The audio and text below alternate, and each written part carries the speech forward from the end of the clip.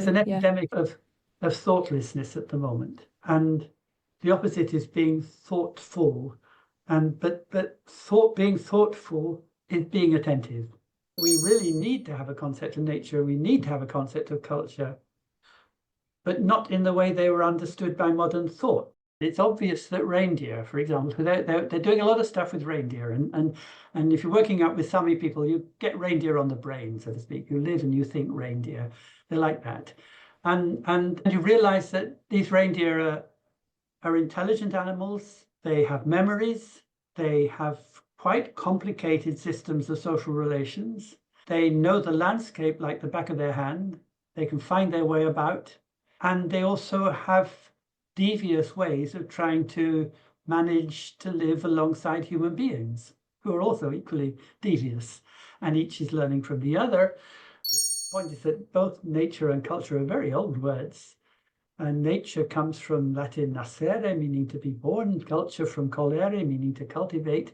And I think we should go back to nature in its original sense that you find, for example, in Lucretius, De Rerum Naturae, a power distributed throughout the cosmos to give birth to new life.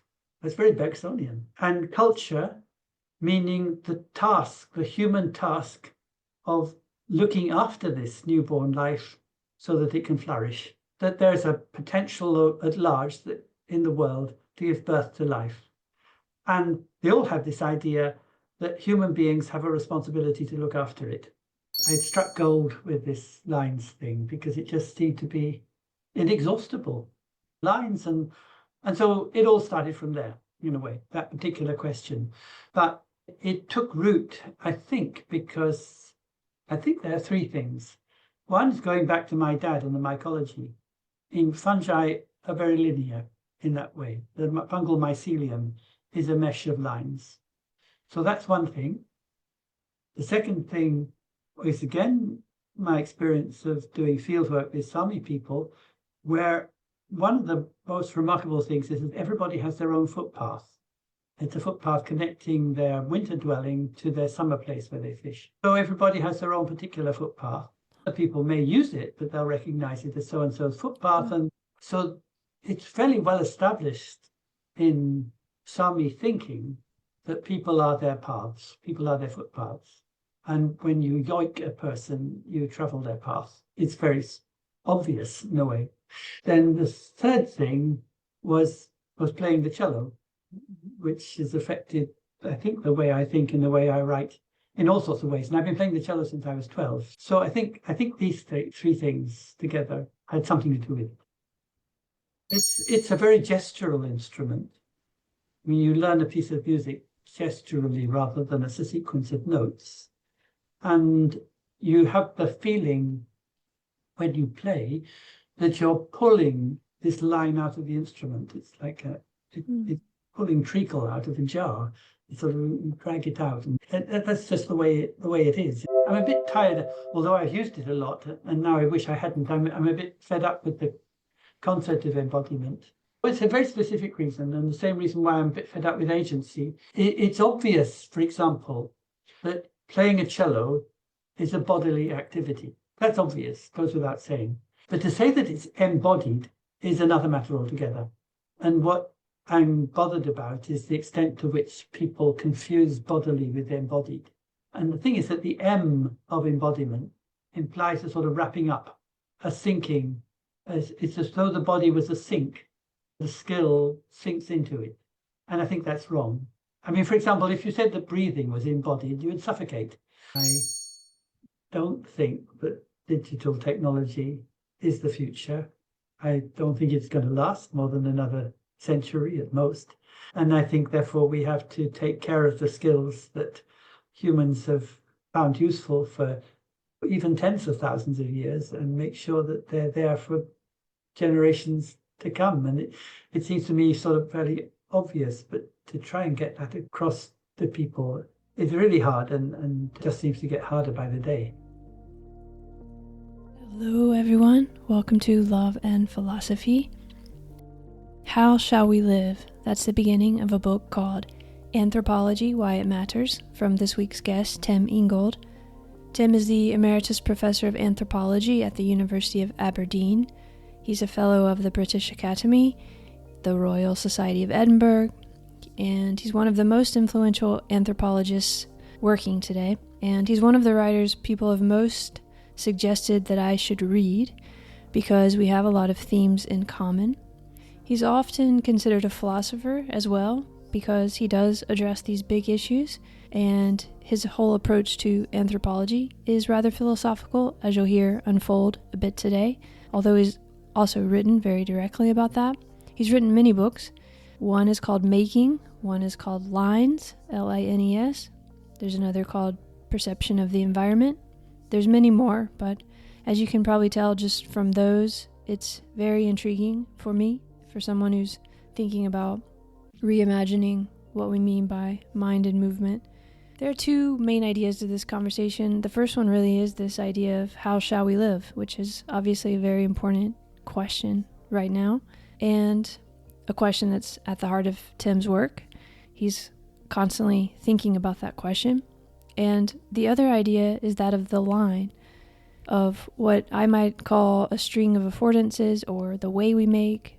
And I just want to read the first sentence of Tim's book called Lines, because I think it expresses something about this idea and this conversation. So here it is.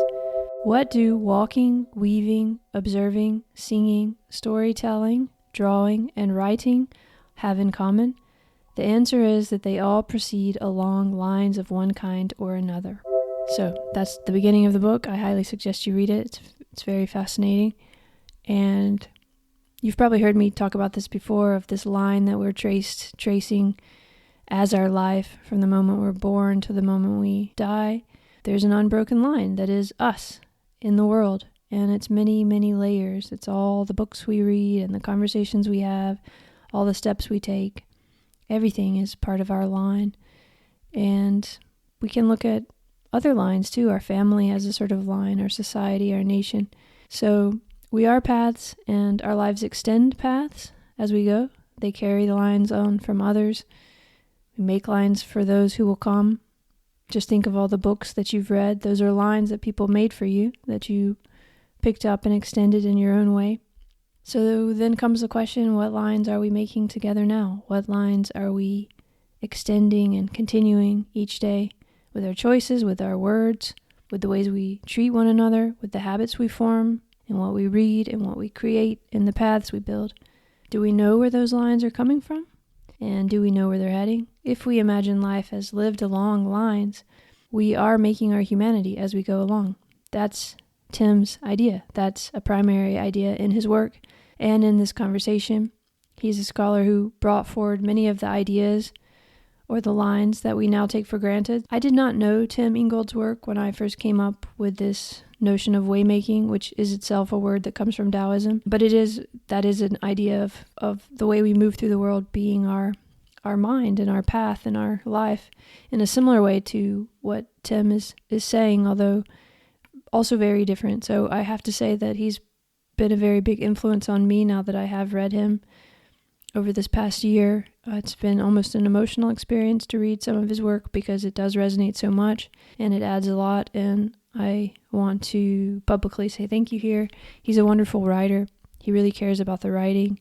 He cares about what he's giving to the world. And as we talk about here, if we're going to have a world where love remains possible, then it's going to be because we made and extended that line, and because we chose to be responsible for one another, and because we thought the world was worth it. In this conversation, Tim brings up this quote from Hannah Arendt, which is exactly that. She says that education is the point at which we decide whether we love the world enough to assume responsibility for it.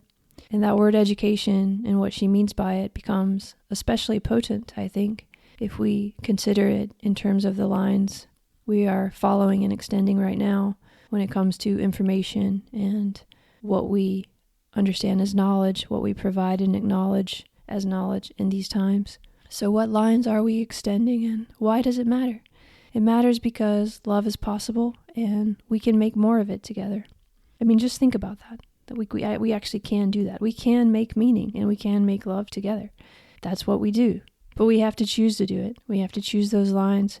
We have to choose to hold those lines. We have to choose to realize meaning and love are made as much as they are given. It is both. But it is a choice. It is a responsibility. As Tim says, knowledge is forged along the way of life. It's up to us. And as you'll hear here, he had a lot of radical ideas back in his youth and opened up a lot of dichotomies. And he's still questioning those, even going back and questioning his own ideas from back then. He's constantly questioning, even sometimes a bit grumpy, as he says, but always with real kindness and with awareness, a constant practice of being aware, of attention, of bringing something into attention and questioning it as a sign of respect, and also, I think, as a choice of love. So it does matter what we're extending out of ourselves and what we're picking up to extend. It matters in every conversation we have and everything we do, even with people we may never see again. All of that is extending little lines and making things possible. And the same for us. People are doing that for us all the time. Tim's done that. He likes to call himself a lineologist, which is kind of funny.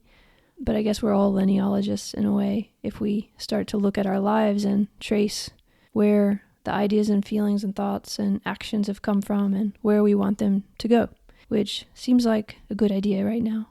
As you'll hear with Tim, it started with the mycelium. Then he learned a lot from the Sami people in Finland about paths. And then, of course, Gibson, Bergson, Whitehead, so many others. It's interesting to put our attention on those lines and notice those lines and continue them. A lot of this conversation is the story of how Tim came to think differently and how he came into a practice of caring for thought. And it's a demonstration of his thinking process, actually. And you can see how he's constantly turning things over and scrutinizing certain words and what they really mean. And as I said, I really see that as a sign of respect and love for life itself and for the mystery of it, for the beauty of it, for being responsible for it. So thanks for being here. Thanks for your support. I hope you're doing well wherever you are in the world. And I wish you very beautiful lines today. Okay. Hello, Tim. Hello, Tim. Wonderful to see you. I'm so happy that you're here today. Thank you for doing this. It's a pleasure. There's so much I want to talk to you about that I don't know how I'll get to it all, but I thought I'd start with asking about walking, your early memories of walking, if you might have any. What comes to mind, maybe early childhood or, I don't know, youth of walking?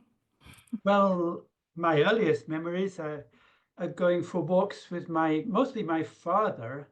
My father was a mycologist and loved to walk in the woods and fields around where we lived, which was in the South Downs in the county of Kent, south of London. So he would go looking for fungi, and so I would go walking with him.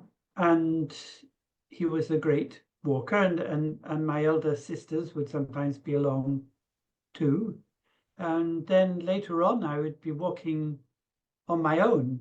I was very interested I was a model maker when I was small. I love making models of things. So I would observe buildings and photograph. Well, I was eventually given a Kodak camera and I could photograph them and then draw them and make models of them and do that kind of thing. That was by the time I was more like 10, 11, 12. I was going to ask you about that, if you were already drawing by chance, making lines. Well, I kind of was not very well. I'm not an artist, and I don't really have drawing in my blood, but I suppose I was to some extent. But I did love miniature things, making models of things. I really liked the idea that you could make a model of buildings or a village or a railway station and then set your eyes at the level of the baseboard and imagine sort of look into it. I like doing that. Yeah, it's a change of perspective. It's a long time ago now, but we were always walking a lot. And of course, we didn't have a car or anything like that back then, so one had to walk. Going to school, I would have to, like when I went to school as a child, I would have to walk about a mile along a footpath that adjoined the road and then to the station, then take a train. It's about 10 minutes, and then a little bit of walk the other end, not so far. So you were very immersed in your environment from the beginning without thinking about it. It's just without thinking about it, yes. Yeah, I think so. But your father was a scientist? Yes, he was a botanist, and his special field was mycology. And within mycology, he was particularly interested in certain kinds of microscopic fungi that live in streams, in rivers. Was his that was his specialism. Of course, now everyone's talking about that, but Yes. I suppose it wasn't quite like that back then. No, it wasn't. And I always tried to explain to him when he was couldn't quite understand what this anthropology was that I was doing, that anthropology is to the social sciences what mycology is to the biosciences, because fungi don't behave as organisms are supposed to behave. And in the classical view, an organism is a nice self-contained being with a body and an inside and an outside, and it interacts with its environment. But fungi just aren't like that. They don't have a clear inside and an outside, and they're fluid, and what you see are the fruiting bodies, but the real fungus is spreading around all under the ground. And so I try to explain to him that in anthropology, that's how we think about people too. We don't think about them as sort of bounded entities. We think of them as these ever extending pathways of relationships that go through the world. So I think maybe I felt myself as a kind of mycologist in the social sciences. Even anthropology itself, I was wondering if you perhaps made it into, in some way, maybe not consciously, a way of exploring or connecting other so-called disciplines as well, in a similar sense to what you just explained. I first went into anthropology after doing a year of natural sciences at university, because I was looking for something that would transcend the divisions between the humanities and the natural sciences in a way that still stayed somehow close to people's experience. And anthropology seemed to be the one subject that could do that. I mean, philosophy was also trying to overcome that boundary, which and in a naive kind of way, I already sort of felt that there was something very wrong about this division between the humanities and the natural sciences, that it was some kind of intellectual disaster and needed to be resolved. And so I was looking for something that would transcend it. Yeah, and anthropology was. I thought that anthropology is, and I still think that anthropology is at a kind of crossroads between two oppositions. One is between the natural sciences and the humanities, and the other is between life as it is, life as it could be, or speculations about what life might be like, and what life actually is like for people at particular places and particular times. And if you think of those two like two axes, well, where those two axes cross, that's for me where anthropology is. Yeah, we could almost think of it multidimensional too, because you've touched a lot of lives by this point in art, in architecture, in design, in anthropology, in archaeology, in cognitive science, in philosophy. It's not even just one intersection of two roads. It kind of depends where you're Now, coming now, from. yes, I mean now my problem is that I'm all over the place, and it's quite to pin myself down. That has its advantages and disadvantages. It's great actually to be all over the place, but from time to time it's a bit difficult to find an anchor. It's a lot to So hold. yes, yes. I wonder, you said you were already interested in these questions, that you felt something was wrong with this division of humanities and science, or that even the division of mind and body in a way that you kind of set up. But was this before you had done your early field work when you went to Lapland and you wrote your PhD, which I think It's became your first? long before. I mean, Okay, so you already this is had at the that. point where I'm trying to decide what subject to study, and I've done a year of natural sciences because I would, without really thinking about it, I've done science at school and done well in it, and it was just assumed that that's what I would do. And after a year of science in Cambridge, I decided I wasn't against science, but I just couldn't imagine myself as a scientist. So I was looking around for something else. So at that point, I hadn't even begun studying anthropology, so I really didn't know exactly what to expect, but it looked promising. So that's interesting because were you considering you were going to learn about them, to use that kind of terminology? Were you still thinking of, were you thinking you were going to be observing and watching and To do that this field is sort work. of, yeah, When I went separate? when I went to do field work with the Sami, you mean? Yes. Yes. Um, I think that at that point I wasn't really thinking in these sort of big grandiose terms at all. I mean, the first thing that happens when you go to do field work is that you go in, maybe you start with your head full of all kind of grand theories, but very soon you forget them all, and you're really completely immersed in just day-to-day things, that just the sort of things that affect people in their everyday life, and so you completely forget about all these big issues and simply get stuck into that. I've been drawn to work in the north, which at that time was rather unusual in British anthropology. Most of my colleagues, my peers, were going to work in former British colonies, and that's what you did in those days, the early 1970s. You go to work in Africa or South or Southeast Asia or somewhere which was a former colonial country, and there was no tradition then of going to work in a place like Sapmi, and but I mean the story is that I had a Finnish girlfriend who's now my wife of 50 plus years, and um, so when I announced to my professor, Maya Fortis, that I wanted to do fieldwork in Lapland, and the main reason was that she was studying in the south of Finland at the time, and so she could join me for during university vacations when we're in the field. I wanted to be in the same country at least as she was. Uh, and Maya Forte said his first comment was, "I suppose you have a sleeping dictionary." It's not a particularly nice thing to say, but I was told much later on that this was a term used by colonial administrators to refer to their native concubines. So there you go. I mean, Oh my goodness. attitude. That was the attitude of the time. But I was also sort of had just got very hooked on the north, on the far north. I just sort of had so I was just kind of hooked on it, and so I want that. That's what I wanted to do, and that's what drew me there, rather than any kind of big issues of.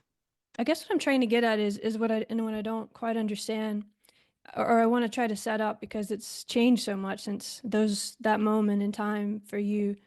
Is this what you were talking about in your first book?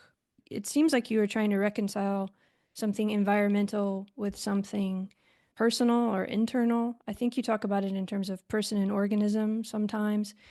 I guess I know at the time you weren't thinking in those terms, but I wonder if you can remember waking up or coming into a different understanding of that. I know you wrote that first book sort of structured in a certain way, so I'm trying to understand where you were and how that was changing for you in those early years. Well, yes, my very first book was simply an ethnography of the Sami I'd worked with, and I wrote it in a pretty conventional way, and it's not very good. I'm not particularly satisfied with it, but and I did feel when I was writing it that somehow what the real sense of what it meant to live there amongst those people had gone through the cracks. It's like going through a sieve. That Mm. what I'd retained was a whole lot of rather boring, very factual stuff about how people were making a living, about household economics, about politics, and so on. But somehow the meaning of life for Sami people had somehow fallen through, and so I was trying to recover what that was, and um, and now if I look back, I think that and ask myself, why I got interested in particular ways of looking at the world. Um, Say why it was that when I picked up Bergson's creative evolution, it blew my mind and said, this is everything I've been trying to say, or why it is I got into lines and all these things. Actually, part of it lies in that early experience of fieldwork, but it took 10, 20 years for it to kind of filter through. me to get a handle on what it actually was. Because at the time you're still growing up. I mean, it's only what, 20, 24. I mean, you're still growing up and learning about life and finding out who you are. So it took a long time for that to show through. And I started off with a fairly conventional understanding. I was thinking, well, particularly in my teaching, I got my first job in Manchester, and I was teaching a course on ecological anthropology, which was a fairly new field in those days for British anthropology. And I started off from the premise, which seemed obvious, that every human being participates in two systems: a system of ecological relations. They're an organism. They have to feed, they eat to live, and so on. But also they're a person. They're involved in a system of ecological relations, and they're involved in a system of social relations. On the one hand, as an organism, on the other, as a person. And the problem for anthropology is to try and understand how those two systems relate to one another, the interplay between them. And I carried on along with that for quite a while. And again, in my teaching, every year I teach it, I felt that there's something really wrong with this. And it went on until 1988. And I remember finding my notes from the lecture course. I'd written out all my lectures, and I'd said, well, every human being is a participant in two systems of relations, ecological and social, but of course it's more complicated than that. And my notes fizzled out. I couldn't go on because I realized it didn't work. So that was in 1988. And I figured I'd have to start all over again. What was that block there for people? Because this is a kind of a general audience, and I mean, maybe it even relates to what you were saying about the actual experience of being in the community of the Sami, and that wasn't coming through either. And also that your very early inclinations that there was something wrong with this dividing going on between something like humanities and science. What was that? Can you help me understand why didn't it work? Why did it fizzle out? What do you think? Concerned, it's obvious that reindeer, for example, they're doing a lot of stuff with reindeer, and if you're working out with Sami people, you get reindeer on the brain, so to speak. You live and you think reindeer. They're like that, and you realize that these reindeer are intelligent animals. They have memories. They have quite complicated systems of social relations. They know the landscape like the back of their hand. They can find their way about. And they also have devious ways of trying to manage to live alongside human beings who are also equally devious, and each is learning from the other. And so far as the Sami are concerned, it would never occur to them to think that humans are somehow living on a different plane, on a different level. That's a function of our Enlightenment thinking, putting all the emphasis on the intellect or something like that as some distinguishing mark of humanity. But for Sami, that the intellect as some kind of reasoning capacity, that's not terribly important. What's important is an ability to notice things, to respond appropriately to whatever's going on around you. And so far as they could tell, people need to do that. Reindeer are doing that too. So it would never occur to them to put these on a different plane. So I think I was thinking already then that you can't put the humans and the non-humans in different worlds. One of my very first published articles in 1974 was called On Reindeer and Men, in which I started from the proposition that actually reindeer are intelligent decision-making animals that are making decisions, among other things, about what to do with humans, just as humans are making decisions about what to do with reindeer, and that you have to understand the herding situation as a kind of a dialogue between the two. And it was completely rubbish. I did get published, but people are saying this is completely ridiculous. I mean, reindeer making decisions. I mean, what are you talking about? So, and now, of course, that's all fashionable. And people have all discovered these non-humans, which I was talking. So I sometimes feel a bit grumpy because I was actually talking about that back in the 1970s.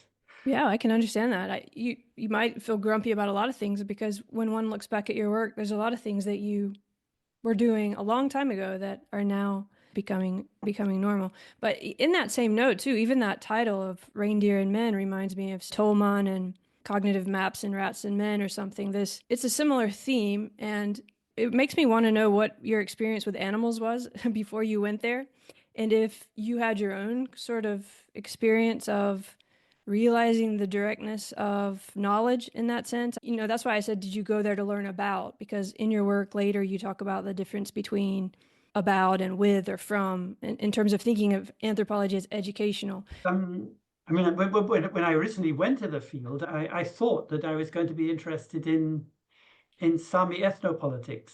I was working with a minority group among the Sami, a rather stigmatized minority actually within the Sami people themselves. So they were a bit stigmatized by other Sami who considered them a bit sort of not real people. And so I was interested in the politics of all of that. And I very soon discovered that nobody else was really very interested in that. What they were really interested in was all these issues about reindeer. So I sort of put the politics rather to one side and got on with other things. But living in that kind of environment, you have to develop a certain kind of a sensibility. It's a sort of atmosphere that you breathe.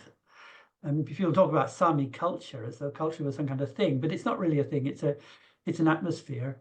It's very hard to put your finger on exactly what it is. But when I try to think how I've got interested in this or that theme, it often comes out of living and breathing that particular atmosphere. I guess you started living and breathing that too. It's almost an example of this. I was in Mongolia for the Peace Corps, and there's reindeer herders there too, and I have a little sense of what you mean. And it does relate to a lot of things you've written about in terms of thinking of movement through the line itself that you're living and the embodied interactions. I guess you were learning that physically, that Yeah, I guess so. what Yeah. you would later try to understand in your It would be writing. difficult. You couldn't live there and not be affected by these kinds of things. It would be impossible. So yes, but it took me a long, long time before I realized what I had really learned, or at least before I could put it into any kind of words or explain it to anybody else what it was. It starts off just being part of who you are and the way you look on things, but it's not something you can easily articulate. Whereas it's easy to write about to write a chapter about techniques of reindeer herding or about local kinship or about how people are managing their household economies. You can write about that in a fairly matter-of-fact sort of way. But this other stuff is very hard to get a handle on. Which is the real stuff, as you were saying. It's kind of what The real feels. So how did you? Because you've brought that in, but so that moment where you realized you were writing the text and it sort of fizzled out because it seems like you had these two things you were trying to put together as if they were separate, and you had to think of it in a different way. Is this around the time when you started to read Hollowell and Gibson and those sort of writers? Or? It was 1988. I remember quite distinctly, and I had read Gibson around about 85, 86, but also Bergson, Whitehead, a lot of these people, because I was writing this book. It's called Evolution and Social Life. Nobody ever reads it, but I was writing it, which was going to be this great magnum opus about the history of thinking about evolution in biology, anthropology, and history. It was all about the difference between history and evolution. It's a huge book. And for that, I did a lot of reading in the philosophical literature. And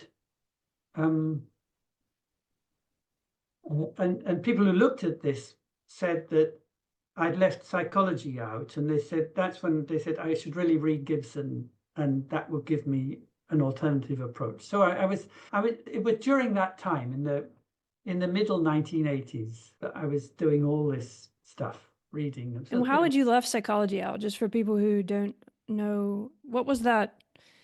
That was Well, trying to the environment and the sociality, and somehow you were missing it's the because psychology. I've been sort of writing and teaching in this area of ecological anthropology, and the challenge there had been to try and connect what anthropology was saying about people and social relations with what biology was saying, above all, about evolution.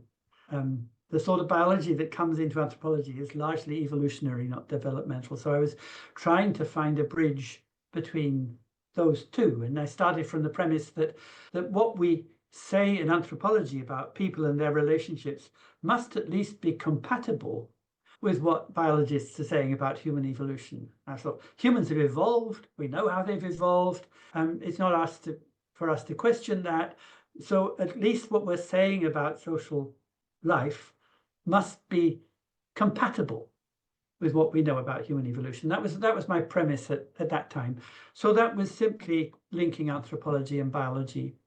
And and part of my excuse was simply that was hard, a big enough job in itself. I mean, just managing those two without having to cope with psychology as well. But then, obviously, that was a thing that was missing, and the problem then was to find the right kind of psychology, and that's where Gibson really did help. When I first read Gibson, I couldn't quite see it. I mean, I read it and I thought, not sure. But then it began to grow on me. I was reading von Uexküll as well. And then I think in 1992, I wrote a paper comparing Gibsonian and von Uexküllian approaches and what their implications would be for the anthropological understanding of culture. And I think that was the first article in anthropology, barring Hallowell, who was writing in the mid-1960s, that introduced Gibson into anthropology. And you were already reading Bergson and Whitehead too, so you were already thinking in terms of process at that time? Yes, yeah. I when I was writing this big book on evolution, and I was looking for a book, I don't know what book I was looking for. I was looking for a book in the evolution section of the shelf of the library in the John Rylands University Library at Manchester. And I was looking for something, and as my eye was going along the shelf, I found this thing, said Creative Evolution by Henri Bergson. So I thought, what this is, and pulled it out, opened it up, noticed that nobody had taken it out of the library since around 1950, and it was so full of dust that I began to sneeze. And I thought, this is interesting. I took it home, I checked it out and took it home and opened it up. I was completely blown away. I mean, I said, this is everything I'm trying to say. So then Bergson became a kind of philosophical hero for me. But of course, he was deeply unfashionable at that time. And I remember a little sort of philosophy workshop that was held in Manchester. I was based there, and just a small group. I'd just been reading Bergson, and I was full of enthusiasm. I'd just been reading this Bergson. It's looking all these wonderful things, all these wonderful ideas. And my fellow philosophers went a bit white in their face and said, it's all very well for you as an anthropologist, but we have our careers to think about, and you just don't mention Bergson. And that was mid-1980s, so around about 1985, 1986. Yeah, now Bergson's coming back suddenly. But Bergson is back, thanks Yeah. Lord Deleuze. And Deleuze, Whitehead, process. Whitehead is in fashion too. And I was reading Process and Reality. I was reading around the same time as I was writing this evolution book. That's much more difficult, but I had a similar thing when I read Creative Evolution, but for you, what was it? You said it's everything you'd been trying to say. Was it, how would you, I know it's hard to put it into words, it's a whole book, but what do you think was the light bulb going off there when you read that? the process philosophy, the idea that life is not something that is simply expended in the life cycle of an organism. I mean, in the Darwinian approach, an organism is born, lives its life, and that's it. End of story. The only thing that it passes on is its what we would now call its genes. Of course, Darwin didn't know, but some factors of heredity. What Bergson showed was that life is a process that carries on through. And as he would put it, every organism is a thoroughfare. And that just spoke to me. I thought, that's it. That's it. That will give me I was stuck with an opposition well established in the literature between two approaches to evolution. One was the sort of adaptation model, which is multilinear, where things go off in all sorts of different directions depending on what the conditions of adaptation are. And the other was the standard Enlightenment progress view. And evolution is a one-way advance. And all the debates were between these two positions, reflected in different kinds of ways, but basically that's what it was. And the whole debate had got stuck between these alternatives. And Bergson offered a release from that. It offered a third way, which was founded on an understanding of life that the Darwinists regarded as simply mystical, fantastical nonsense, but actually was coherent. And I think that's what it was. I wonder if you were learning, because a lot of this, people saying you can't read Bergson or you can't read this, or a lot of this is feeling like we always have to make some decision between this or this or this. And when I read Whitehead and Bergson and Bateson and a lot of these other people that inspire me and I think also inspire you, it seems like a practice more that allows you to hold different perspectives and understand that they might make sense in different situations rather than constantly sort of being this pendulum that has to go between. I don't know if that makes any sense to you, but even in terms of the organism or the person, is that really a choice? Or did you start to think about the entire process a bit differently as a process, I guess, as something different? I started thinking about it quite differently. So that although in the literature, psychology is often presented as a bridge between the biological and the social, with a sort of layer of mind in between. It's like the glue that holds the two sides together.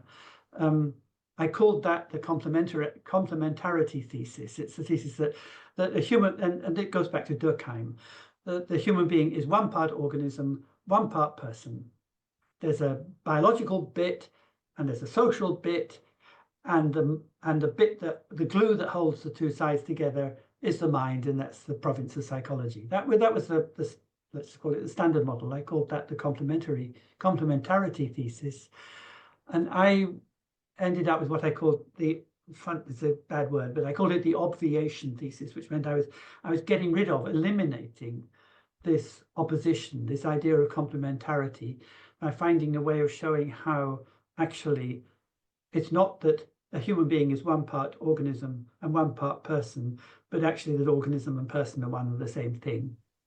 And then I realized in order to do that, I'd need a different biology, a different ecology, a different psychology.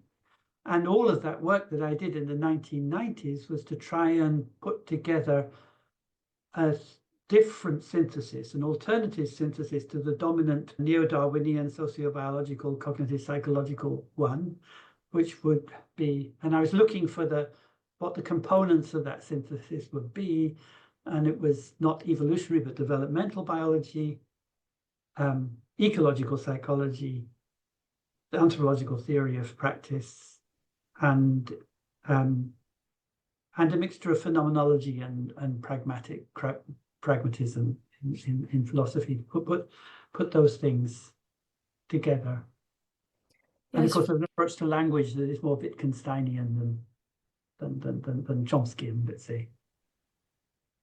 It seems from our position today that makes a lot more sense, but in part that's because you opened up ways for people to understand it, because I guess that's what I was trying to get at, is you almost had to redescribe the landscape in a sense, and yeah. I did have the feeling that, well, I had the feeling of having to start all over again, and I had these inspirational works that I read, Bergson, Gibson, Merleau-Ponty, those three particularly, that gave me something to build on. It was exciting. It really was. Yeah. You feel that that something was coming together there. Yeah, I think it is exciting. There's a feeling of enthusiasm in the writing and in the way that it's presented. I wonder what it was like, though, because you did introduce Gibson into this world, and that's not an easy thing to introduce. And did it just come naturally for you in the same way as what you're describing when you just kind of go into working with the Sami and you're just doing it? Well, it was a bit like fieldwork in a way. That what happened was that one of the big upcoming names in ecological psychology at the time, Ed Reed, wrote me a letter. Sometime he happened to have read something I published in an anthropological journal. It was an article called "The Architect and the Bee."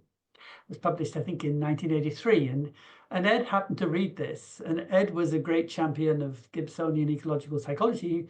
He sadly passed away very prematurely. But he wrote a letter to me and said that I really had to read Gibson. That Gibson would give me would get me out of some of the holes that I got into. So eventually, I did. And at first, like I mentioned, I wasn't quite sure how this would fit. And then it dawned on me that actually this work held the clue to the solution to a problem in which my own field of ecological anthropology had got stuck. And the problem was what to do about culture. Were we going to think of culture as something that mediates, gets in the middle between organisms and their environment, culture as a kind of means of adaptation? Or were we going to think of culture as the very world that people are adapting to? And we got the ecological anthropology got stuck in this, and it wasn't moving anywhere. And I realized that Gibson offered an alternative way to approach this issue because of his theory of direct perception. That is, that we can perceive the world in ways that are not mediated by anything. But trying to get this across, and still, even today, when I try to get this across to my anthropological colleagues, they think, oh, direct perception is just sort of magical idea that the world simply imprints itself on the perceiver. And I say, no, it's not that at all. But it was very difficult. And mostly, I mean, anthropology, there's been a sort of choice between Gibsonian ecological psychology or Peircean semiotics. And most anthropologists rather like semiotics, and they go that way rather than some try to have it both ways. I don't think you can. I do think there's a choice between the two. But it's very hard to get my anthropological colleagues out of the way of thinking that all perception involves interpretation. And anyway, I mean, Gibson was a necessary stepping stone for me. I've now kind of moved beyond Gibson. There are lots of aspects of his work that I find problematic, but I wouldn't have got to where I've got to now without his help. So yeah, I think that's what I'm trying to get at with the other writers too, is that there was a shift. It's almost as if you picked up the structure and shifted it a bit. So, but I don't know how to explain that exactly to people who don't know. So, for example, with the nature versus nurture or culture and nature, was there a way that these kinds of writings, the ecological perception or the process, was a way to look at that differently in that sense of? I just thought that, I mean, anthropology had been stuck with these terms, nature and culture, for a long time, and particularly through structuralism and Levi-Strauss and all this stuff. And I wasn't the only one in the 1990s who was saying that perhaps we need to move beyond these terms, that they're not being terribly helpful. And I found the best way forward was to talk about in environment and perception rather than nature and culture. And so hence the perception of the environment was I think that's the issue, not nature and culture. And we have to understand how this perception works. And But I wasn't the only one. It soon became, I think maybe I was writing some of the first things about this in the early 1990s, but after a while, the nature culture dichotomy became one of these things that everybody wants to say, oh, this ridiculous nature culture dichotomy, nobody has it outside the West, blah blah blah, and it gets a bit tiresome after a while. You think, oh no, I've had enough of it, and now. I mean, strangely enough, I keep changing my mind about things, and now I actually think we need to have these words back. And I've been arguing that we really need to have a concept of nature, we need to have a concept of culture, but not in the way they were understood by modern thought. The point is that both nature and culture are very old words. And nature comes from Latin nascere, meaning to be born, culture from colere, meaning to cultivate. And I think we should go back to nature in its original sense that you find, for example, in Lucretius, De Rerum Naturae, a power distributed throughout the cosmos to give birth to new life. That's very Bergsonian. Oh, yeah. And culture, meaning the task, the human task of looking after this newborn life so that it can flourish. And in those senses, I think you could find equivalents of the words nature and culture in just about every indigenous group you would look at. They all have this idea that there's a potential at large in the world to give birth to life. And they all have this idea that human beings have a responsibility to look after it. And that's it. And we must have these words.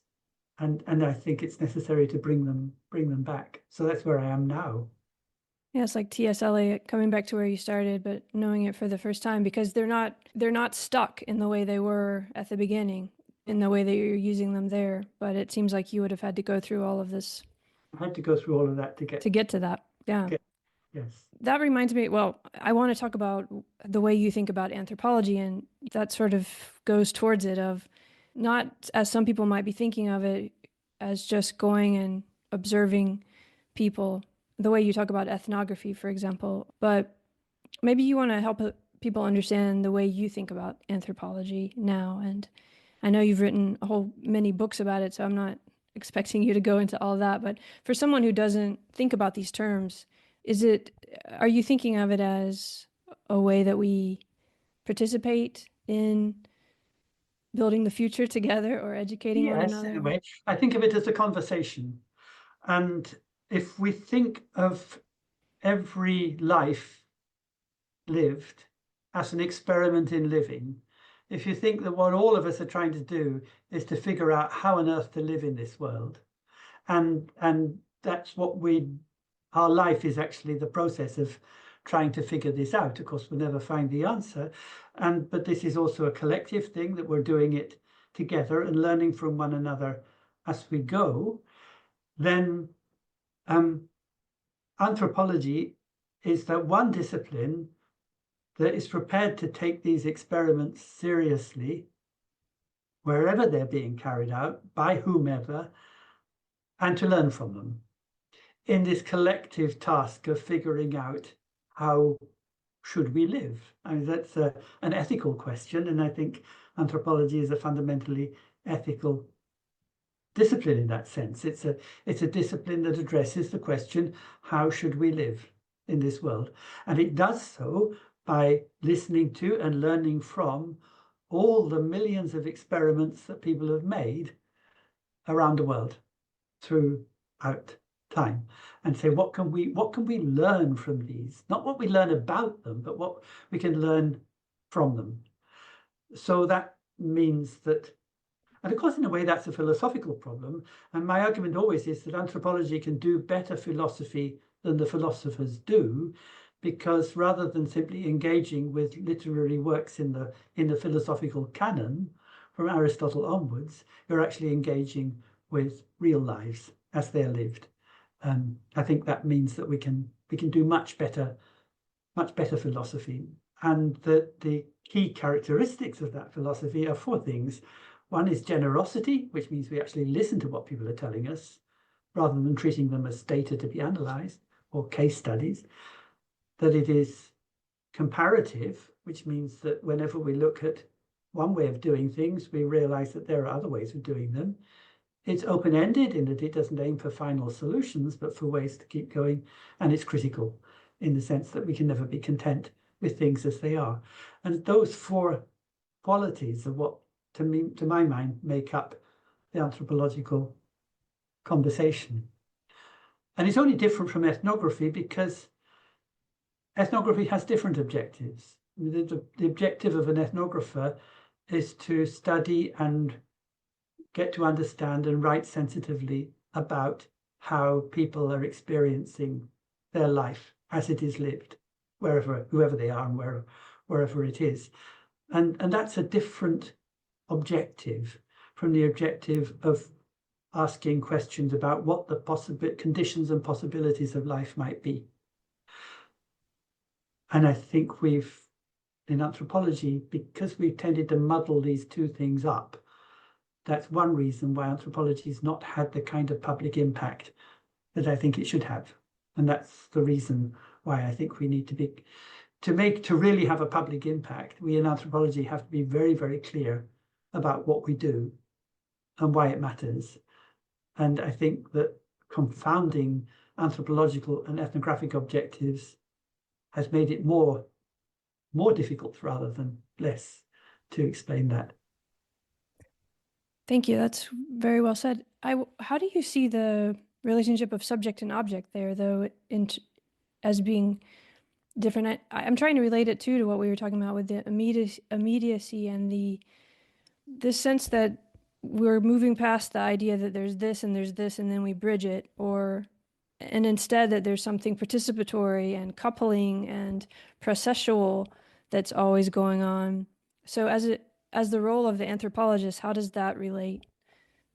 To get beyond, like many others, I want to get beyond the division between subject and object. And the way to do that is to focus on the verb. And I find this happening over and over again. I get stuck in a subject-object thing.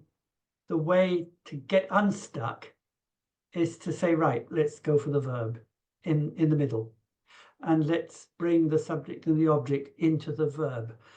We're a bit stuck working in English or other standard European languages in that we have this subject-verb-object grammatical structure, but lots of ergative languages, such as many Amerindian languages, what we would call the subject and the object are enveloped within the verb.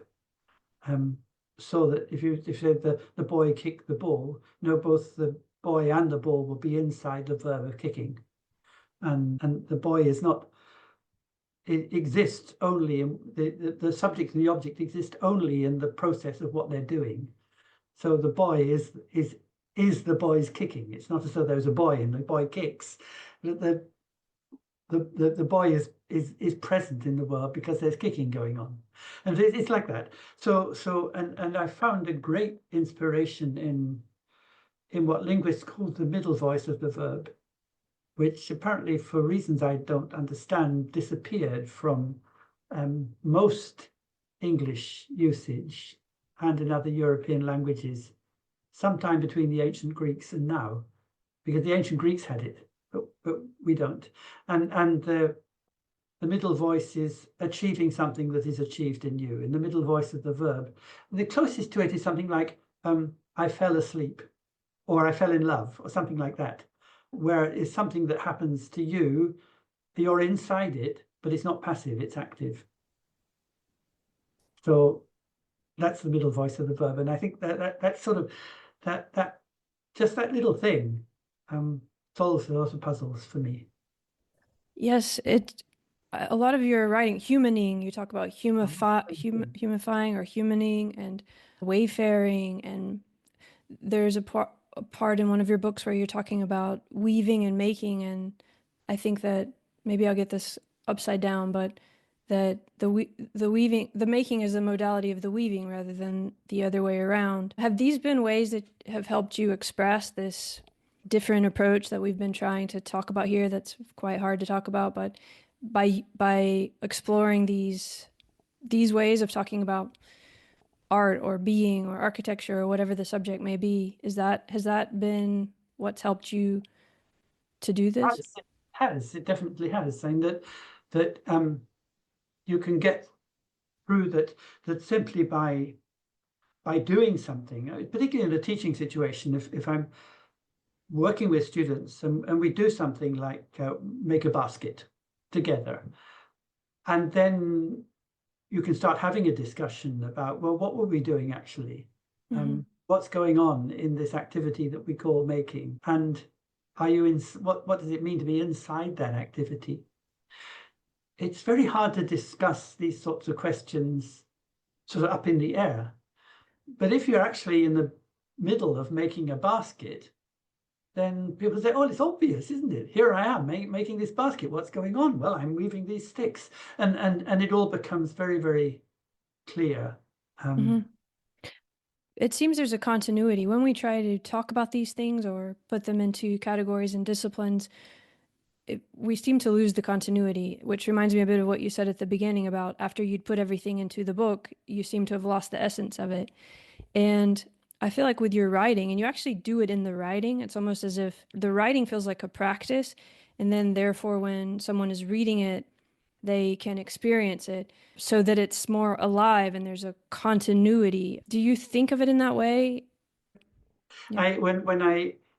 I like to think that when I'm writing, it's like writing a letter. When you're writing a letter, you're writing to somebody, talking about whatever you're talking about, but you're addressing this person as though you imagine that the reader is there with you, but because you're writing it, they're somewhere else. But it's as if you were having a conversation and the reader was right there, and you're holding them by the hand and say, "Look, come along and let me show you things." And so, without being sort of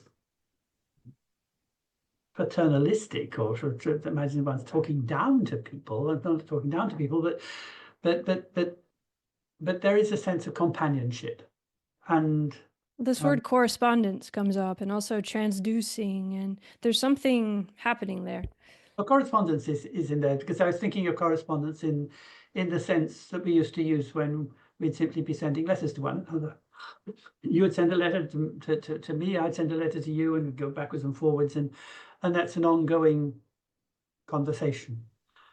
And I think of writing like that rather than the typical academic text where the author stands on a pedestal and proclaims that because I'm an academic and I've studied these things, I know how it is, and here I'm telling you. And I'll tell you, because you're a bit stupid, I'll tell it in a sort of simplified language so that your little brain will understand. And that, if you want, that's the very opposite.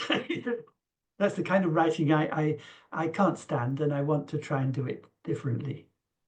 Yeah, and you do it differently. I think your writing is very beautiful, and I wonder if it just came naturally for you at some point. Once it seems like it must be connected to the different realizations you had about all the things we've been talking about in terms of process, because there's a kind of flow to it. Yeah, it is a craft, but like any craft, it's incredibly difficult. It's really, really hard. People think, oh, that must have been easy to write. It reads so well, or something, and you say it only reads well because an enormous amount of effort goes into it.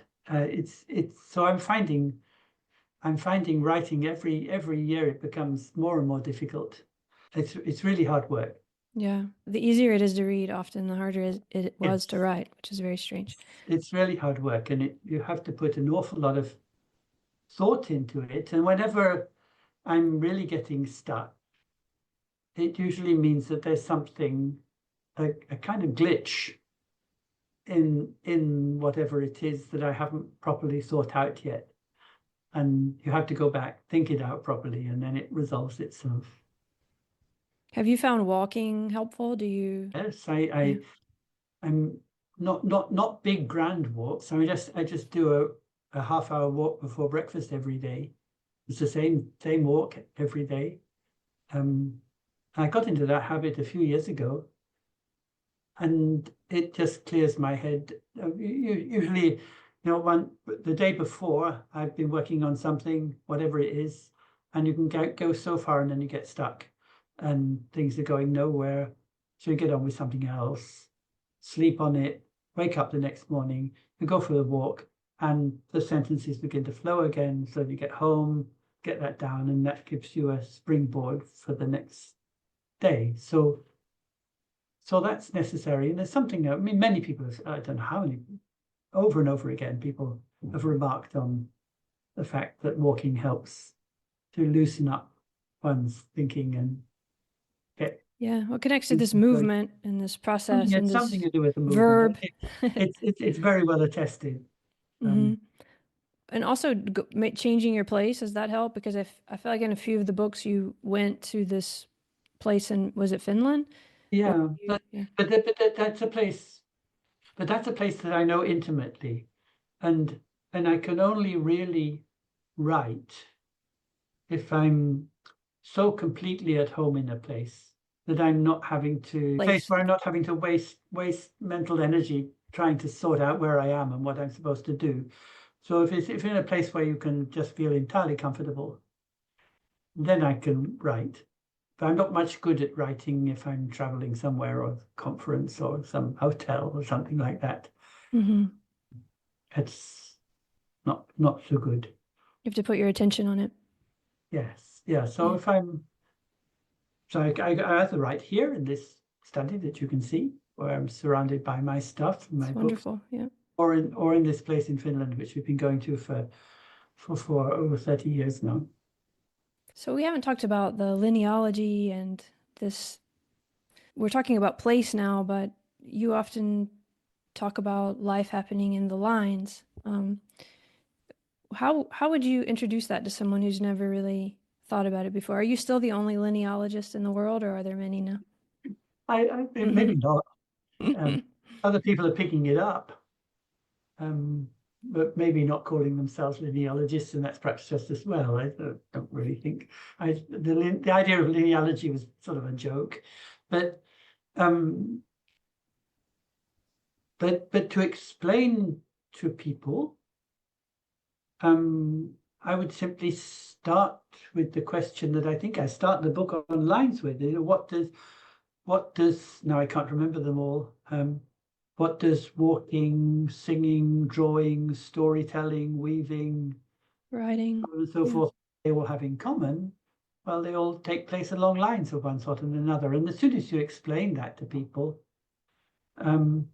they say, "Oh, I suppose that's the case." And then after a while, they start coming up with things I'd never have thought of. Had you ever thought about this? They say. I thought, oh, no. So it was like hitting on a gold seam. If you're a goldsmith prospector and you suddenly hit on a seam, and I'd struck gold with this lines thing because it just seemed to be inexhaustible. And so I'm still reaping the benefits of that. Do you remember how that came about? Because I also find that there's two things. I mean, it's an easy way to understand all these things we've been talking about without having to say them directly. So that bridge that doesn't need to be a bridge, you can sort of flow between these, what once seemed like separate categories that couldn't be put together. And you can also have that feeling of immediacy, even if you try to explain it, people might say they don't agree with it, but it's in that. So do you remember when that came to you? I know you thought it was your own idea, and then you kind of realized maybe others had similar ideas, but no one had really written about it in this exact way before. So do you remember when that was that an epiphany, or it just came slowly over time?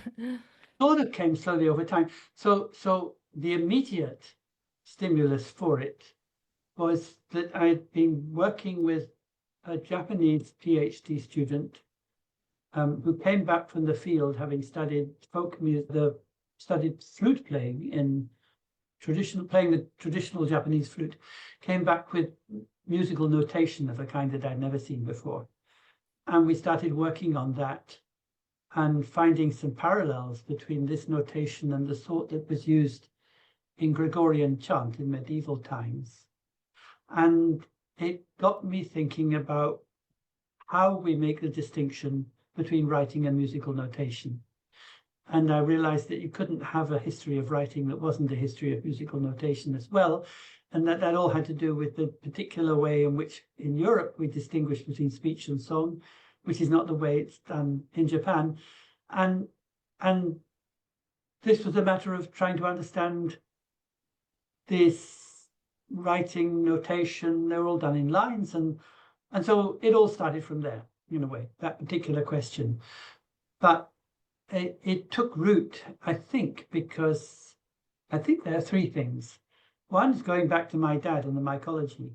In fungi are very linear in that way. The fungal mycelium is a mesh of lines. So that's one thing. The second thing is, again, my experience of doing fieldwork with Sami people, where one of the most remarkable things is that everybody has their own footpath.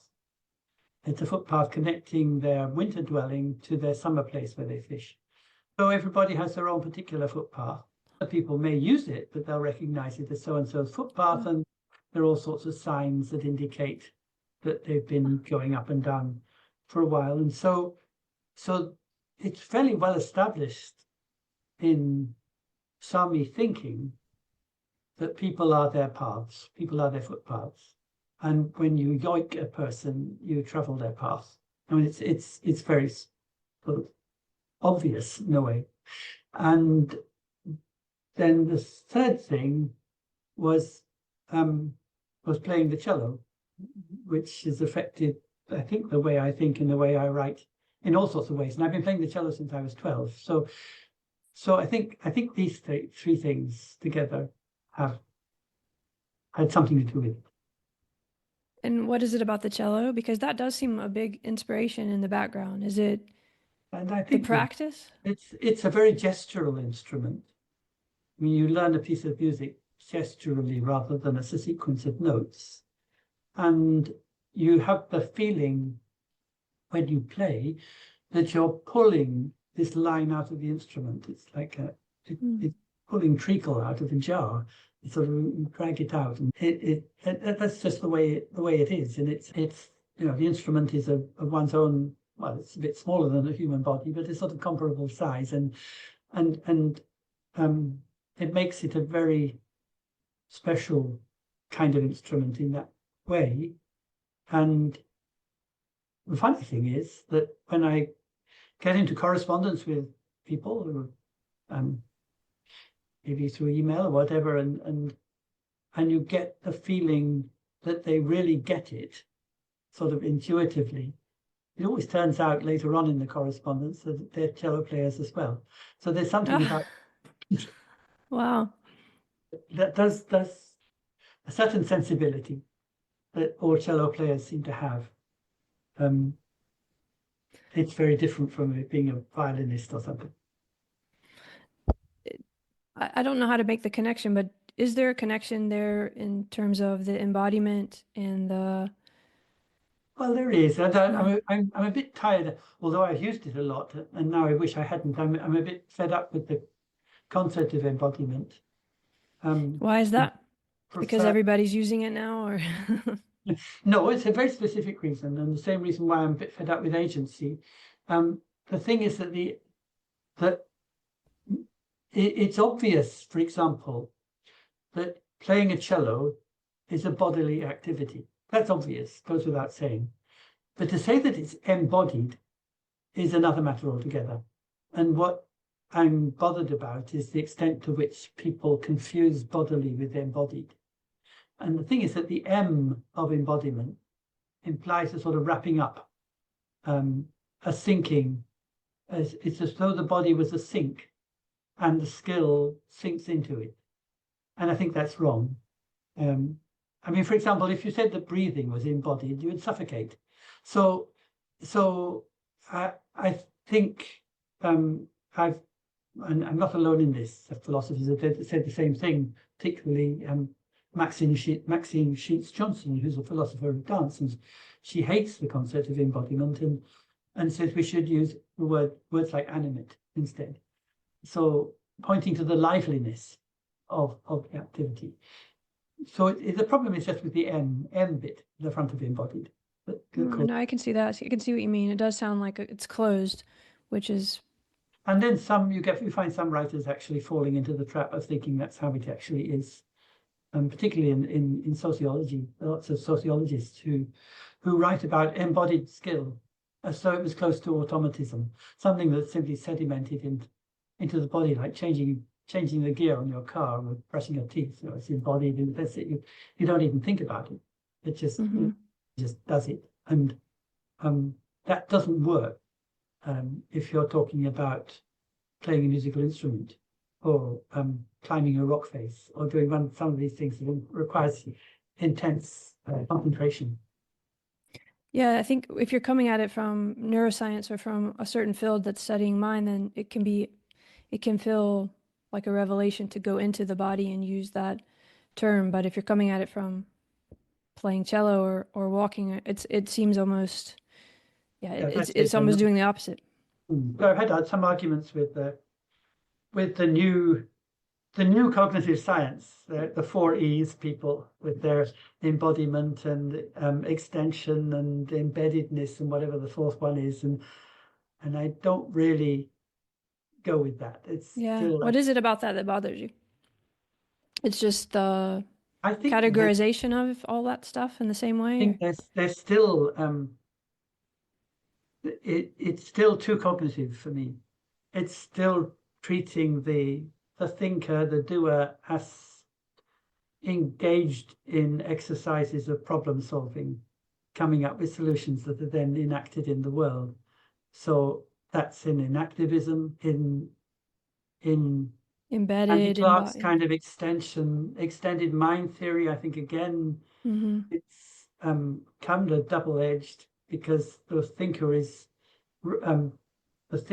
supposed to be enrolling aspects of the world to help in their thinking, to solve problems which they will then enact in the world.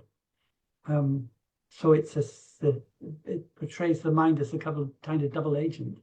But you would still agree with the sort of Bateson origins of that, of the walking stick or whatever as being. Yes. But I would go in a more phenomenological direction, I think. So I'm not myself satisfied with.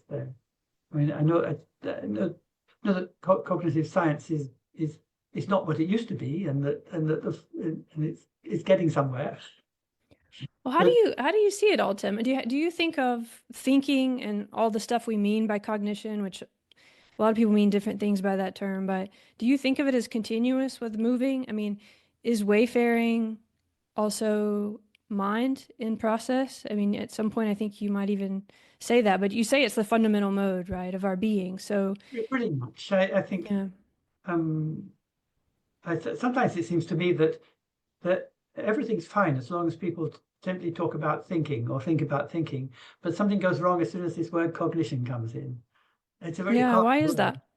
It's I mean, I find that it's a word if I can help it, I just don't want to use. And it's partly, like I think you mentioned, this opposition between cognition and locomotion doesn't really make sense in terms of the way I think about it. And yet I think when scholars resort to the idea of cognition, even if they don't explicitly oppose it to locomotion, that opposition is still there at the back of between the lines, so to speak, or the back of their minds. It's just the idea that you can separate out cognition per se as something you're trying to study, as distinct from other things. And I don't. Is that similar to saying you could study just a person or just an organism? I mean, because some of it, sometimes you flip, the way idea and movement might be used. And there's some part of me that thinks that's what we have to do with this word cognition, that we have to understand it the other way around. It's much more radical, that what we think of as cognition is the tip of what begins with, any movement, walking or learning how to walk or anything like that. Thinking a lot about attention. And and thinking that this is actually in a lot of what we're calling thinking or even cognition is actually about attention, and attention is a kind of skilled perception, um, and um, and so I think probably want to say that if we're going to talk about cognition, let's put it inside, bracket it inside attention, um, rather than treat attention as the subsidiary thing. I mean, in classical writings, attention tends to get sort of second place, given second place. You think, you do your cognition, and then you have to attend to things. But I think I would put it the other way around. Start with attention, modes of attention, because then you're always attending to something. The world is already there in what you're doing. You don't have to establish some sort of contact with it. So you've done all this cognition, and now you need to connect up with the world. With attention, the world is already there right from the start. Mm-hmm.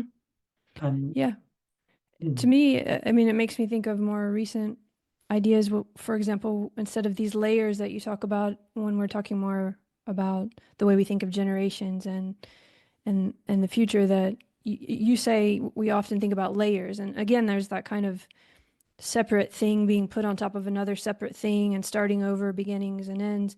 And you talk about it more like a rope, or I might even think of it like the way you've been describing the mycelium. And if we really understood these ideas, we wouldn't be able to separate cognition from all these other movements and processes, would we? I mean, they would be part not of. really. I mean, you then face the criticism that I sometimes got, which is sometimes called conflationism, which is you can't separate anything from anything else. Everything's entangled, and a lot of my scientist friends, people from cognitive psychology or those sorts of areas, say, of course we agree with everything you say, but we can't proceed on that basis. I mean, we know everything's entangled with everything else, and you say everything's entangled with everything else, but if we're going to do our science, they say, if we're going to find anything out, well, we just have to make some cuts somewhere and say, look, I'm going to deal with this and that. Yeah, I think that's a trap. And I think your work is trying to show a way out of that trap, because then we just keep swinging those pendulums again, like what we were talking about at the beginning, But I rather hope so. than. I mean, you say somewhere art and technology, or I'm not sure what words you use, but you say that they're only words.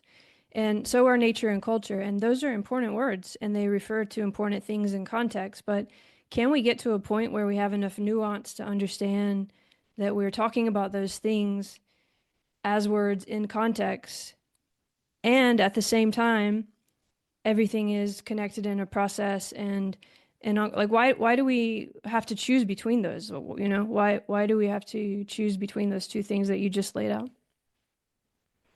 It's just a matter of priorities. This is with the building dwelling thing or the making weaving. It's not that it's all one thing or rather than the other, or that one is denying that if you put dwelling before building, isn't to say that people don't build things, but simply that the building is inside the dwelling rather than the other way around. It's just a matter of giving some things ontological priority, and usually it turns out to be priority of process over outcome. So with dwelling and building, and dwelling is a process term, building is an outcome term, and I've found that mostly that's what I've been wanting to do, is to get the process in first. Well, I think these have very big consequences, or I'm not sure what the word is, but it's very meaningful. For example, when you were talking about the baskets that you made with your class, when I was reading that part in the book, I wonder, what's happening in those moments when you're teaching, because you're teaching, you're learning. Where I feel like this is very meaningful, and it has to do with that question of how should we live. And I know it's very hard to talk about, but after all these years of teaching and writing, and what's been the place that you've been able to notice that meaning? Because all of this really does matter in the way we talk about it and the way we think of it. But I wonder how you've been able to get a grasp on that for yourself, or what parts have sort of stood out over time or recurred in terms of understanding why this is meaningful, or the motivation, I guess, for you.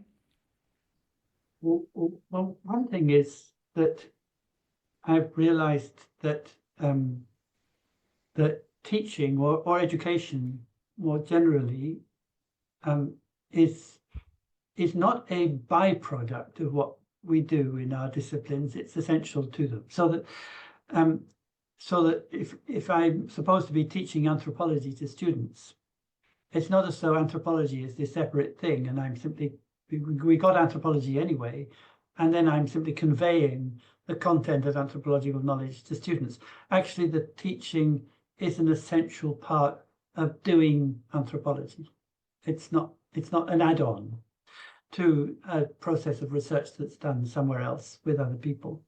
And that's something that I've found very insistent on, because I think that then anthropology actually opens up an alternative way of understanding what education is, which has been rather fundamental. But that's on a general philosophical level. I mean, on a practical level, if you're out with students making baskets or doing some other thing like that, most of the time you're preoccupied with a practical question of just keeping the whole thing going. I mean, you've got a whole lot of students to look after who are getting stuck with one thing and another, and you've got to make sure that they start on time and end on time, and everybody goes home happy. And Well, I mean, you laugh, and that's great, but that's actually very connected to your work, I think, and to these bigger themes of, if we really took that seriously, if we really took education in that way, rather than these disciplines that we do in order to get a job and so on, and also just what you described in the class. I mean, that's a task and a responsibility, and I think you've talked about how life can be approached in that way, and that doesn't feel like the way we're really learning how to do it right now. No, I don't know. it doesn't, and it's all a bit distressing right now. I don't know quite what to do, and I mean that everything just seems to be going in completely the wrong direction.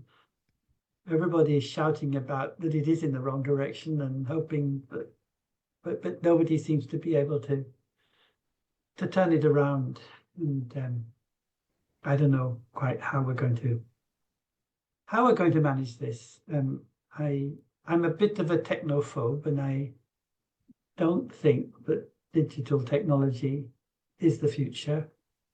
I don't think it's going to last more than another century at most. And I think, therefore, we have to take care of the skills that humans have found useful for even tens of thousands of years, and make sure that they're there for generations to come. And it seems to me sort of fairly obvious, but to try and get that across to people is really hard, and just seems to get harder by the day. Well, there's something very rich and important in what you just said. So, but you think that we won't have technology? You think there'll be some sort of crash or something, and we have to? Yeah, I do. Yeah. I don't think we'll have. I mean, we'll have some sort of. Obviously have tools, instruments that we can use, but the digital technology that we have now, and if it's going to expand the way the prophets of AI hope and expect, the demands it will place on the environment are wildly unsustainable. I mean, we're already now reading about rare earths, these odd minerals that are used in every mobile phone and every device and every missile system and all of these. That the reason why they're rare is not because they're actually uncommon, but because actually extracting them is so difficult that it causes enormous environmental impacts. That can't go on. I mean, either we'll destroy the world, or they'll. I don't know. I mean, I know that I'm going to die, but I don't know when or how. And I think it's the same about digital technology. It's not going to last. I don't know how it will end, whether in a big crash or gradually. But I think to presume that somehow it's going to magically self-sustain itself forever is completely absurd. But that seems to be what most people think at the moment. I think most people don't understand that every little thing takes a lot of resources. We haven't really made the connection yet. It feels all like it's for free. There's a kind of awakening that's going to have to come there and so on. But I think this relates a lot to your work and this wayfaring or the lineology, moving, the lines of our life. We all have a line that we've been on since we were born, moving, and we can't get off it. It is us. And that connection to the kinetics and the movement, and that being what is the knowledge that's carried on. That's what I read in your work. Like, that's what we're carrying on.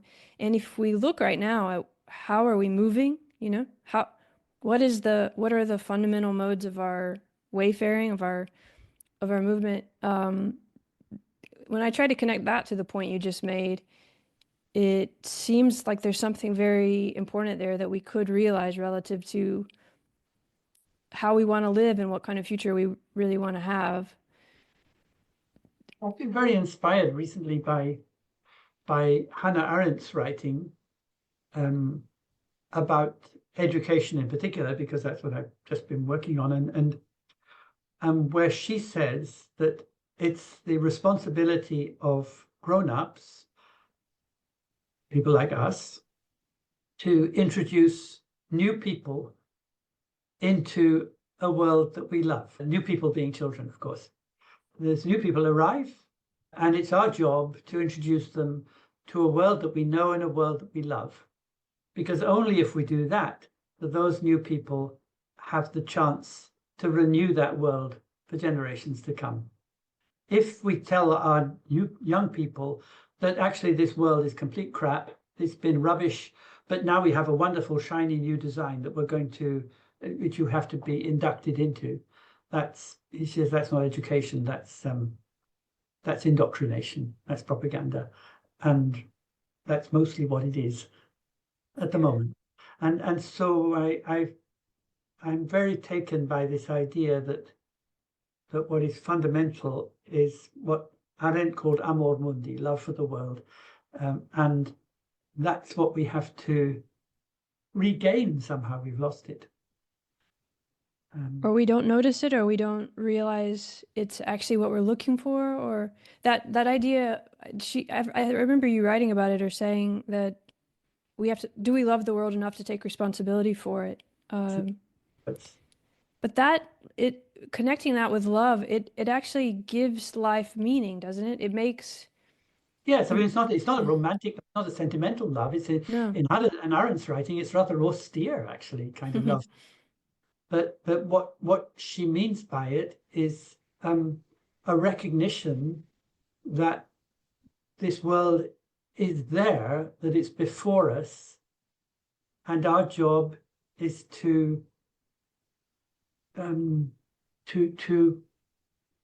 respect its presence and engage with it. It might not all be beautiful, it might not all be good, but it's there. And we then have to honor it in some sense. And honoring it means respecting it for what it is and engaging it with it on its terms and not on ours.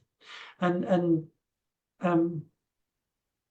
that's what I think we have tended to lose.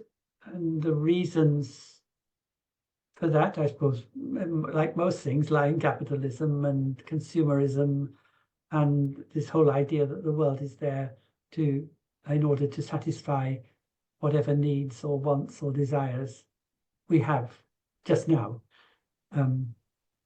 That's the opposite of respecting and loving the world or honoring the world for what it is.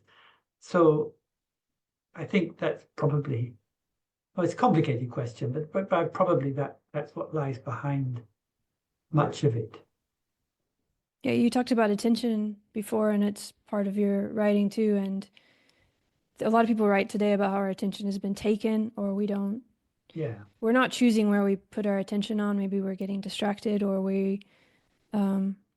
there's something in it's almost an act of kind of rebellion to actually put your attention on what's happening and look I think there's an yeah. epidemic of thoughtlessness at the moment, Mm. and the opposite is being thoughtful, and but being thoughtful is being attentive, and it's again it's slightly different from talking about cognition. Thoughtfulness is not just kind of working things out or solving a problem. It's a kind of attention and responsiveness, and the argument I would make, and that Arendt makes as well, is that you can't have responsibility without responsiveness, and you can't have responsiveness without attention. You can't have attention without that attention having been educated through the work of others as you grow up. So those are all connected. Do you think it connects to the feeling your father might have had, right, with his work and trying to walk with you and teach you about it, or even I think so. the Sami people and the reindeer? I mean, I feel like there's something in there that we all want, that I think so, and it's what indigenous people. It's a horrible word, indigenous people, and it sounds like a terrible generalization. But if we just bear with that for a moment, it's what they're telling us all the time. They talk about, not a cynical way, not in a glib way. They talk about their ancestors and their elders. They talk about the wisdom of their ancestors and their elders, and they say it's this wisdom that they're trying to learn and to follow. And they would say that we are trying to follow in the footsteps of our elders, and we are trying to keep the continuity of tradition on the grounds not that we're stuck in the past and that tradition is some sort of exercising nostalgia, but that tradition actually holds the promise of the future. And so I do think that we need to turn around and face in the direction of what some would call the past, but it's actually the future, because they're the people who've gone before us and laid down paths for us to follow. The trouble with the kind of digital world we're inheriting now is that it leaves no paths for anybody to follow. It produces a generation, as another colleague said, called it a generation of orphans, people who don't know the love of the world that their parents should have inducted them into. And so that's, I think, where we have somehow to turn things around on that. How we do it, I don't know. maybe just by talking about it and by Which it will be a start, and maybe by designing our living spaces, our cities, so that people of all generations can live together, and by changing our ways of education. And there's so much to change. I don't think people are happy with this way of No. being. I think it's that people don't know that they're missing that line or that lineage that you just described. People want that. It's just how to reconnect and turn our attention back towards that. I do think people want it if they understood it as an alternative. Okay. So I think that then our job, or my job anyway, is to try and articulate what that alternative is. At least I think that's what I think I'm doing, and I think that's what anthropology is there to do. I do. I think that's what when you talk about how should we live, and you write about that, and it does end up being an expression of this. I think if people can feel that, even if it's hard to put in exact words, but you can feel it in the writing, you want more of it, right? There's a line, right? A lineage that everyone is part of, but if they don't attend to it and know they're part of it, they don't feel it. So how does one become aware of that? It's resonating, yes. So there's hope. There's always hope. There's always hope. I'm sure that it is going to continue and reverberate. Hope so. Okay, well, I'll say goodbye. Yeah, thank you. Bye-bye. Thank you.